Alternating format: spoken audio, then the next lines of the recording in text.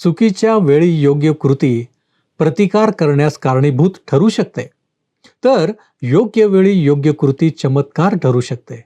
जरी घटनांच्या वेळेवर आपण नियंत्रण ठेवू शकत नसलो तरी आपला दृष्टिकोन आणि तयारी यांना मात्र आपण नियंत्रित करू शकतो. याबाबत आपला अनुभव काय आहे? उपासना उपासना उपासना उपासना प्रभुजी करो उपासना प्रभुजी करो उपासना उपासना उपासना उपासना उपासना. सर्व सृष्टीचा निर्माणकर्ता परमेश्वर याच्या नावाला मान, महिमा आणि गौरव सदा सर्व काळ असो. उपासना कार्यक्रमामध्ये आपले स्वागत आहे. प्रियांनो, आपण ज्ञानी आणि मूर्ख याविषयी अनेक गोष्टी नीतिसूत्रे या पुस्तकाच्या अध्ययनाच्या वेळी पाहिल्या होत्या. आजच्या अध्ययनात आपण सुरुवातीला ज्ञानी आणि मूर्ख यांच्या बाबतीत पाहणार आहोत. ही वास्तविकता आहे की हे दोघेही एकाच अंताला म्हणजे मृत्यूला भेटतात आणि कालांतराने ते तितकेच विसरले जातात. प्रियांनो, बहुतेकांना वाटते की मनुष्याने खावे, प्यावे व श्रम करून आपल्या जीवास सुख द्यावे यापेक्षा काहीही इष्ट नाही. परंतु हे मान्य करीत असताना उपदेशक कोणत्या गोष्टीवर भर देतो हे पाहणे महत्त्वपूर्ण ठरणार आहे. तर चला प्रियांनो, आपण आपल्या अध्ययनाची सुरुवात करूया. श्रोत्यांनो, उपदेशकाच्या पुस्तकाच्या दुसऱ्या अध्यायाला आम्ही सुरुवात केली आहे आणि 11 वचनांपर्यंत अध्ययन आम्ही संपवलेले आहे. या दुसऱ्या अध्यायाच्या उर्वरित भागात शल्मोन भौतिक सुखाचा मार्ग आजमावताना दिसतो. हे जीवन फक्त सध्याच्या क्षणाकरिता आहे. सध्याची पिढी किंवा आत्ताचे आपण असे शब्द आपण वापरतो ना, तसेच हे आहे. म्हणजे सध्याकरिता जगणे, स्वतःकरिता, स्वतःच्या स्वार्थाकरिता जगणे आहे. भौतिक वाद अशा प्रकारचे जीवन दर्शवितो. उपदेशकाचे पुस्तक 2 अध्याय आणि 12 वचन सांगते, मग पहा, ज्ञान, वेडेपण व मूर्खपण याकडे मी लक्ष पुरविले. कारण राजाच्या मागून येणाऱ्या पुरुषाच्या हातून काय होणार? आजवर लोक जे करीत आले तेच तो करणार. दुसऱ्या शब्दांमध्ये सांगायचे झाले तर शल्मोन जसा जगला तसे दुसरे कोणी जगू शकणार नाही. त्याने जे केले तेच त्याच्या मागून येणारा करेल आणि ते त्याच्यासाठी फार कंटाळवाणे ठरेल. पुढे तो 2 अध्याय आणि 13व्या वचनामध्ये म्हणतो, मग माझ्या नजरेस आले की अंधकारापेक्षा प्रकाश जसा श्रेष्ठ तसे मूर्खतेपेक्षा ज्ञान श्रेष्ठ. होय श्रोत्यानो, मूर्ख असण्यापेक्षा ज्ञानी असणे आणि अशिक्षित अज्ञानी असण्यापेक्षा शिक्षित असणे कितीतरी चांगले, हे आपण नीतिसूत्राच्या पुस्तकात पाहिलेच आहे. परंतु शल्मोनाला सध्या तरी त्या दोघांमधला फरक फारसा दिसत नाही. तो त्यांच्या शेवटाविषयी 2 अध्याय 14व्या वचनात म्हणतो, ज्ञानाचे नेत्र त्याच्या मस्तकात असतात आणि मूर्ख अंधकारात चालतो. असे असून सर्वांची गती एकच आहे असे माझ्या लक्षात आले. आपण आपल्या शाळकरी मुलांना म्हणतो, डोके वापर किंवा डोळे वापर. शल्मोन तसेच काहीसे सांगत आहे की ज्ञानी त्याचे डोके व त्याचे नेत्र यांचा उपयोग करतो आणि मूर्ख अंधकारात चालतो. परंतु शेवटी या दोघांना एकच गती प्राप्त होते, म्हणजे तुम्ही कितीही शहाणे हुशार असा, तुम्ही मूर्खापेक्षा जास्त प्रगती करू शकत नाही. कारण तुम्हा दोघांनाही एक दिवस विसावा घ्यावा लागणार आहे. दोघांचाही शेवट मृत्यूमध्ये होणार आहे. असा दोघांचाही शेवट आहे असे लक्षात आल्यावर शल्मोन काय म्हणाला ते आपण वाचूया 15व्या वचनात. मग मी आपल्या मनात म्हटले, मूर्खाची जी गती तीच माझी.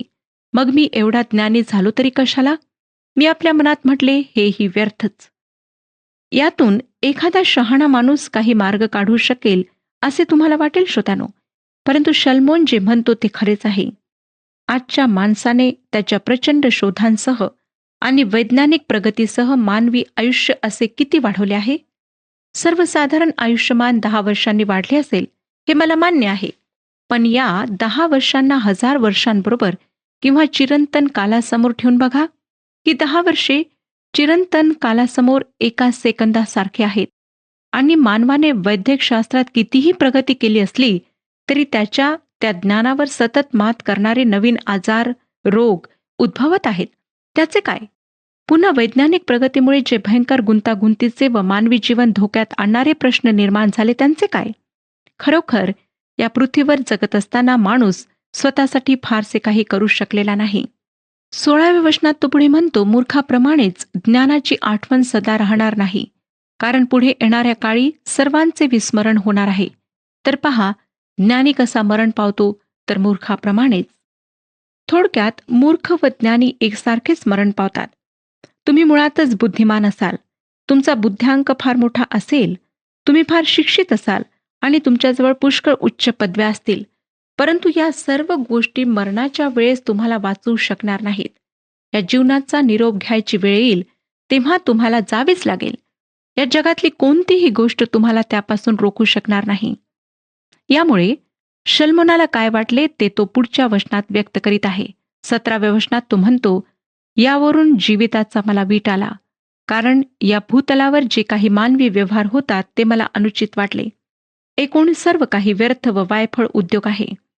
व्यर्थता म्हणजे निरर्थकता, शून्यता. या सूर्याखाली केलेले सर्व काम निरर्थक, वायफळ उद्योग आहे. याचे उदाहरण थॉमस एडिसन आहे. एडिसनने आपल्या प्रयोगशाळेत पुष्कळ काम केले. इलेक्ट्रिक बल्ब व व्हिक्ट्रोला यांचा विकास त्यानेच केला. आज आमची सर्व नोंदण्याची साधने एडिसनच्या कामाचे प्रतीक आहेत. तो असामान्य व्यक्ती होता, पण इतर कोणत्याही व्यक्तीसारखा तो मरण पावला. त्याच्या शोधांनी त्याचे काय भले केले? एडिसनची फोर्ट मियर्स, फ्लोरिडा येथली प्रयोगशाळा जतन करण्यात आली आहे. त्याचे घर व प्रयोगशाळा यांना भेट देणे एक लाभदायक गोष्ट आहे. श्रोत्यानो, त्या प्रयोगशाळेत त्याने रात्रंदिवस काम केले. त्याला निद्रानाशाचा भयंकर विकार होता, म्हणून त्याने त्याच्या प्रयोगशाळेतच आपल्या झोपण्याची व्यवस्था केली होती, जेथे तो वामकुशी घेत असे. त्याने रात्रंदिवस परिश्रम केले, वेगवेगळे प्रयोग केले. त्यापैकी अनेक अयशस्वी ठरले. आपले आयुष्य रोमहर्षक आहे असे त्याला वाटले असेल असे मला वाटत नाही. त्याला आपले आयुष्य कंटाळवाणे वाटले असणार. हा दृष्टिकोन देवापासून दूर राहणाऱ्या माणसाचा आहे. परंतु जे येशूच्या सन्निध राहतात त्यांचे जीवन कंटाळवाणे नसून रोमहर्षक असते. हे मला स्वानुभवावरून ठाऊक आहे. आणि एवढेच नाही, तर चिरंतन काळात ते त्याला प्रतिफळ देणारे आहे. परंतु देवा व्यतिरिक्त ज्ञान व त्यासाठी परिश्रम हे माणसाचे फारसे चिरंतन हित साधत नाहीत. 2 अध्याय आणि 18व्या वचनात तो म्हणतो, माझ्या सर्व श्रमाचे फळ माझ्या मागून येणाऱ्याला ठेवून मला जावे लागणार आहे. हे लक्षात घेऊन मी या भूतलावर जे काही परिश्रम केले त्या सगळ्यांचा मला वीट आला. श्रोत्यांनो, तुम्ही कधी या गोष्टीचा विचार केला आहे का, की एक दिवस सर्व सोडून तुम्हाला येथून निघून जावे लागणार आहे? तुमची धनसंपत्ती तुमचे काय चांगले करणार आहे? कित्येक लोकांनी आयुष्यभर परिश्रम करून या जगातली थोडीशी संपत्ती स्वतःकरिता जमा केली आणि शेवटी आपल्या देवहीन नातेवाईकांसाठी मागे सोडली आहे. काही लोक आपल्या मागे आपली धनसंपत्ती सुवार्ता प्रसारासाठी एखाद्या ख्रिस्ती संस्थेला देण्याचे ठरवतात. पण आजकाल जगभर अनेक ख्रिस्ती संस्था धर्मभ्रष्ट झालेल्या आम्हाला आढळतात. त्या पवित्र शास्त्राच्या शिकवणुकीपासून दूर गेल्या आहेत. उदाहरणार्थ, हॉवर्ड ह्यांनी विद्यापीठाची स्थापना केली. ते एक सनातनी विश्वासणारे होते. त्यांनी आपला पैसा सनातनी ख्रिस्ती विश्वासाच्या प्रसाराकरिता मागे सोडला. परंतु त्या विद्यापीठात ख्रिस्ती विश्वासाचा लवलेश नाही. ते विश्वासापासून वळले आहेत. ज्या कारणासाठी हॉवर्ड यांनी पैसा ठेवला त्याच्या अगदी विरुद्ध कारणाकरिता तो पैसा वापरण्यात येत आहे. श्रोत्यांनो, आम्हाला सावधान व्हायचं आहे. आम्हाला माहीतच आहे की खुद्द शल्मोनासमोर अशीच एक समस्या होती. पहिले राजा या पुस्तकाच्या 12व्या अध्यायातील वृत्तांत त्याविषयी आहे. त्याने आपले राज्य आपल्या मुलाकरिता मागे ठेवले व त्या मुलाच्या उद्धट मूर्खपणामुळे त्या राज्याचे 2 तुकडे पडले. किती वाईट शोकांतिका आहे ही. आता तो 19व्या वचनात काय म्हणतो पहा. तो सुज्ञ निघेल की मूर्ख निघेल हे कोणास ठाऊक. तरी जे काही मी परिश्रम करून व शहाणपण खर्चून या भूतलावर संपादिले आहे, त्यावर तो ताबा चालविणार हेही व्यर्थच. एखाद्या गोष्टीसाठी कष्ट करून ती संपादन करायची आणि ती मूर्खाच्या हाती सोपून द्यायची, हे व्यर्थता आहे, हे शल्मोनाच्या लक्षात आले. 20व्या वचनात तो पुढे म्हणतो, यास्तव ह्या भूतलावर जे काही परिश्रम मी करीत होतो ते मी सोडून दिले आणि माझे मन हताश झाले. श्रोत्यानो, शल्मोन भूतलावर किंवा सूर्याखाली या शब्द प्रयोगांचा उपयोग पुन्हा आणि पुन्हा करीत आहे. लक्षात घ्या की हा त्याचा दृष्टिकोन देवापासून दूर असलेल्या माणसाचा आहे. इफिसकरास पत्र 2 अध्याय आणि 6व्या वचनामध्ये ख्रिस्तामध्ये स्वर्गीय स्थानी बसलेला हा माणूस नाही. हा सूर्याखाली असलेला दृष्टिकोन नेहमीच निराशावादाकडे नेणारा असतो.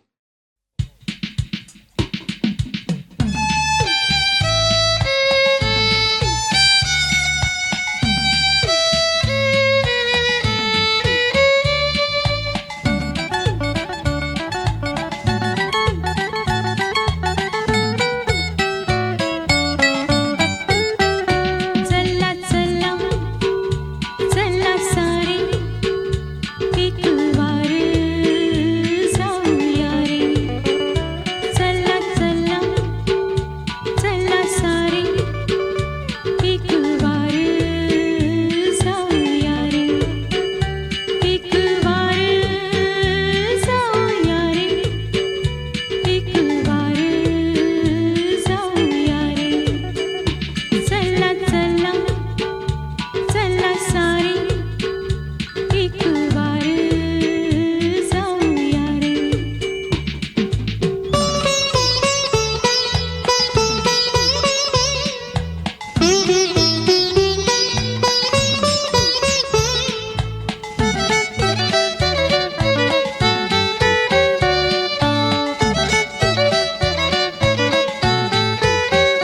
देव बाबाची पाये तिथे भेद भाव नाही. देव बाबाची पाये तिथे भेद भाव नाही. तिथे सारे माझे तुझे हस्त पावे नको जे जे. तिथे सारे माझे तुझे हस्त पावे नको जे जे.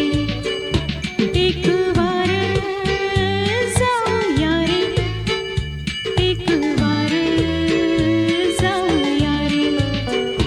चला चला चला सारे एक वार जाऊया रे.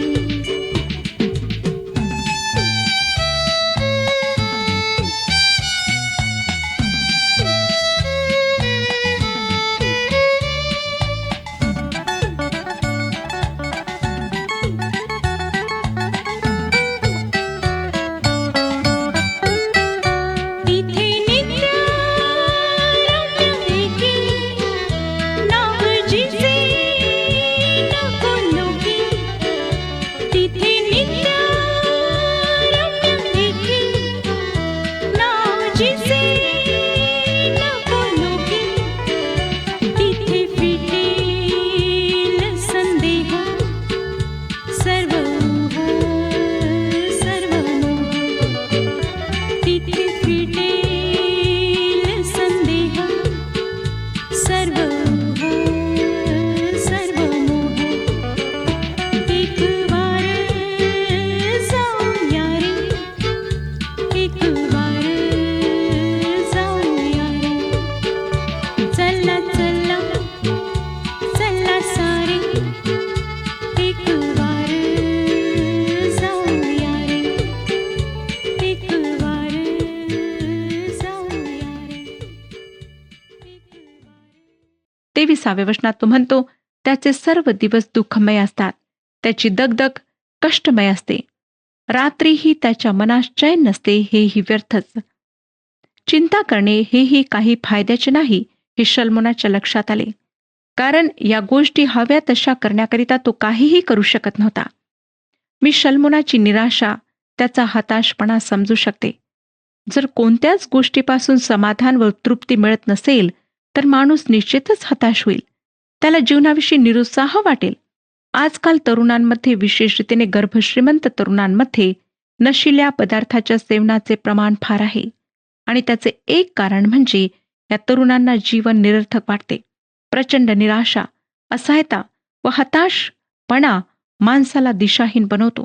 होऊ शकतं की तुमच्यापैकी आज अनेक जण या निरर्थकतेच्या चक्रात सापडले आहेत.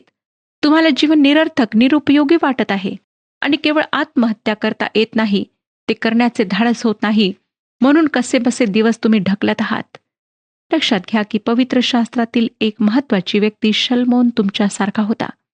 त्याने समाधान प्राप्त करण्याकरिता फार प्रयत्न केला, पण सर्व प्रयत्न व्यर्थ आहेत हे त्याला समजले. तेव्हा तो फार निराश झाला. परंतु शल्मोनाविषयी एक अत्यंत महत्वाची गोष्ट तुम्ही विसरता कामा नये, ती ही की त्याच्याजवळ आत्मिक तारतम्य नव्हते. तो एक देवाच्या मार्गापासून दूर राहणारा माणूस होता आणि म्हणून देवापासून असलेले समाधान, शांती, तृप्ती त्याच्या जीवनात नव्हती. या गोष्टी व खरे व विपुल जीवन हे आमच्या जीवनदात्यापासून आहेत. जर आम्ही आपल्या जीवनदात्याकडेच पाठ फिरू तर आम्हाला खरे जीवन कसे प्राप्त होईल? प्रभू येशूने म्हटले, मार्ग, सत्य व जीवन मीच आहे. आणखी तो योहान कृष्णवर्तमान 10 अध्याय आणि 10 वचनात म्हणतो, मी तर त्यांना जीवन असावे व ते त्यांना उदंड असावे म्हणून आलो आहे. श्रोत्यानो, मी तुम्हाला पूर्ण खात्रीने सांगू शकते की जर आमच्या जीवनात येशू ख्रिस्त आहे तर आमचे जीवन खरे उदंड जीवन आहे.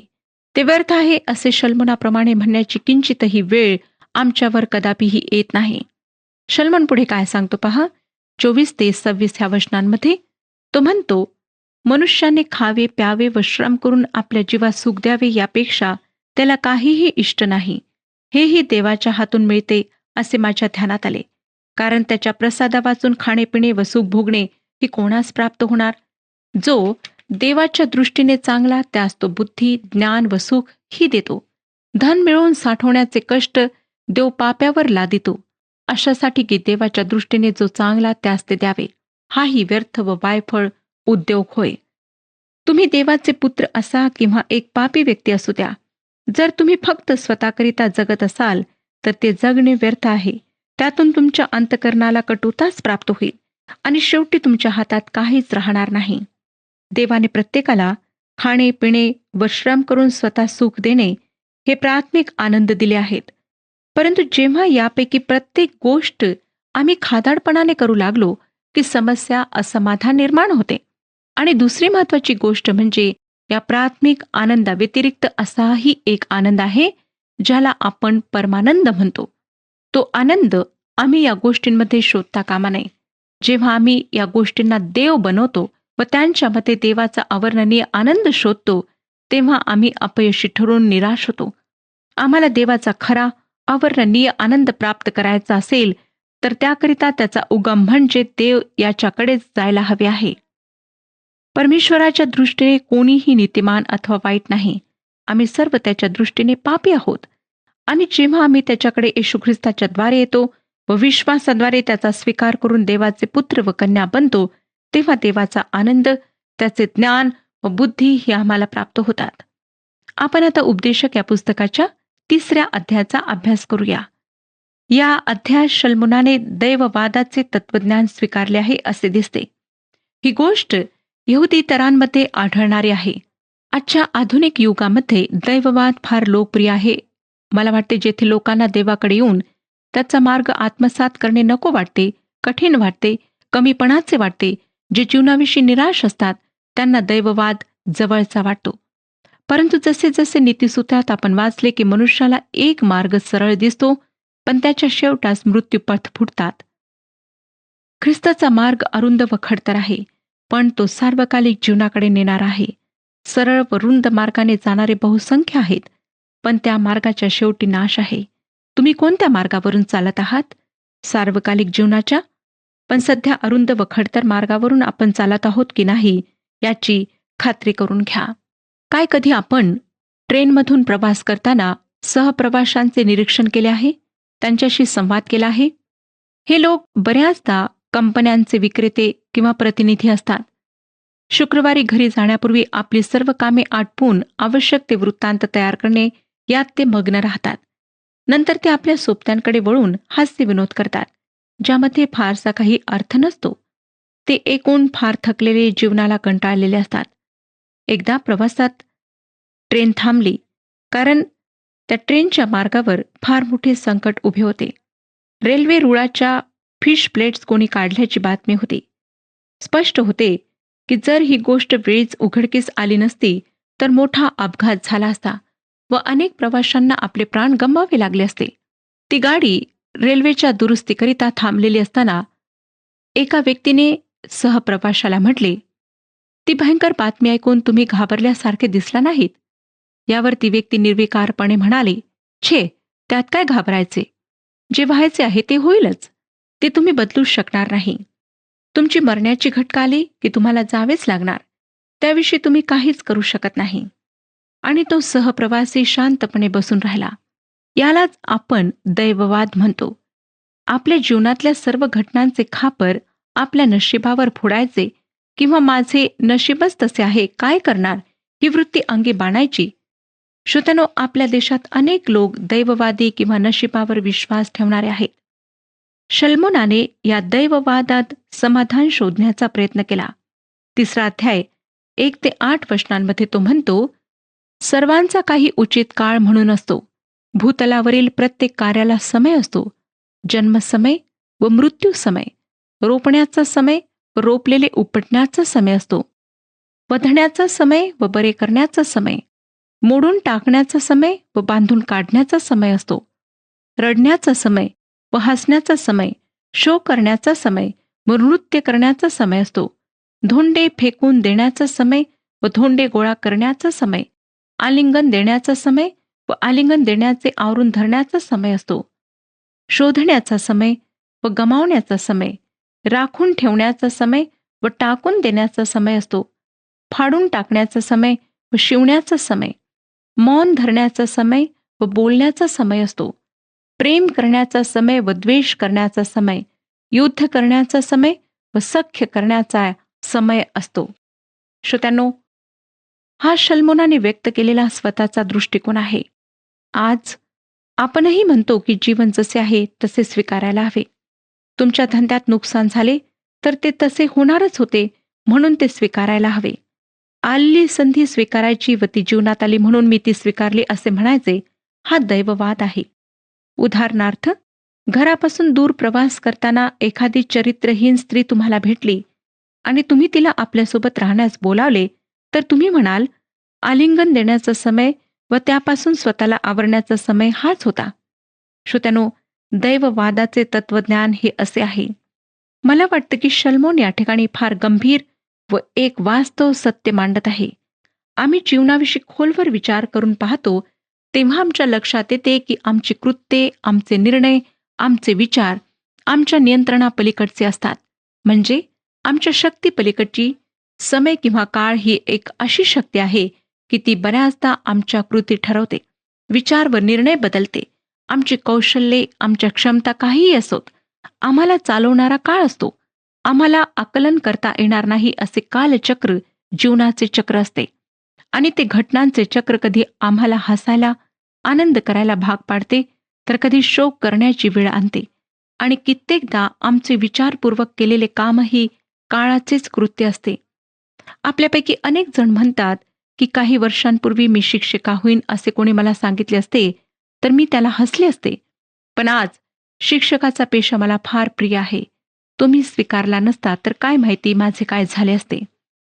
आमचे असे निर्णय अप्रत्यक्षरित्या समय व जीवनचक्र यांच्यामुळे बनतात. कित्येकदा या अनाकलनीय जीवनाचे पारडे असे खालीवर होते की नाती बदलतात. जीवभावाचा मित्र कट्टर शत्रू होतो. आईवडील परके बनतात. स्पष्ट बोलण्याची गरज शांत राहण्याच्या गरजेत बदलून जाते. आणि आम्ही या अवाढव्य अनाकलनीय जीवनासमोर एखाद्या यत्किचित मुंगीप्रमाणे आहोत याची जाणीव आम्हाला होते व ही जाणीव साहजिकच आम्हाला दैववादी बनवते. शल्मोन याच निष्कर्षाप्रत पोहोचला आहे की प्रत्येक गोष्टीसाठी उचित समय आहे आणि तो समय आल्याशिवाय आपण कितीही त्याकरिता प्रयत्न केले तरी ते व्यर्थ आहेत.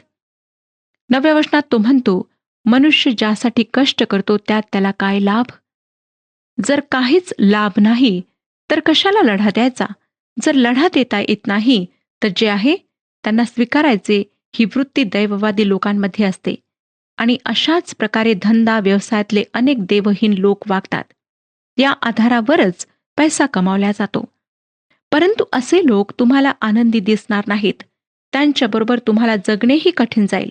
अशा लोकांच्या बायका त्रस्त असाव्यात असे मला वाटते. संध्याकाळी मद्यपान केल्यावरच हे लोक इतरांबरोबर मिसळण्यास तयार होऊ शकतात. नाहीतर त्यांच्यापासून दूर राहणेच बरे. श्रोत्यानो, काय आपण दैववादावर विश्वास ठेवणारे आहात? लक्षात ठेवा की अशा प्रकारे तुमच्या जीवनामध्ये आनंद तर येणारच नाही, परंतु तुम्ही जीवनाला कंटाळून जाल. तुमच्या जीवनामध्ये शांती आणि आनंद राहणार नाही. म्हणून आजच येशू ख्रिस्ताजवळ या. परमेश्वर ह्या विषयात आपले मार्गदर्शन करो आणि आपणाला आशीर्वाद देऊ.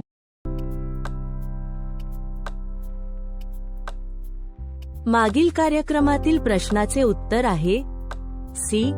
उपदेशक म्हणतो की जेथे ज्ञान फार तेथे खेदही फार असतो.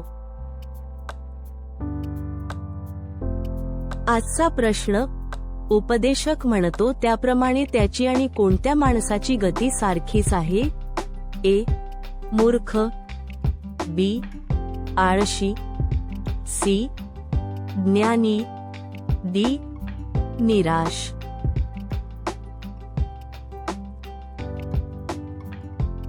प्रियांनो, या प्रश्नाचे उत्तर उद्या सकाळी 6 वाजण्याच्या आधी पर्याय ए, बी, सी किंवा डी लिहून आपले नाव, पत्ता आणि ठिकाण यासोबत मोबाईल नंबर 7021474742 वर SMS किंवा व्हॉट्सॲप करा.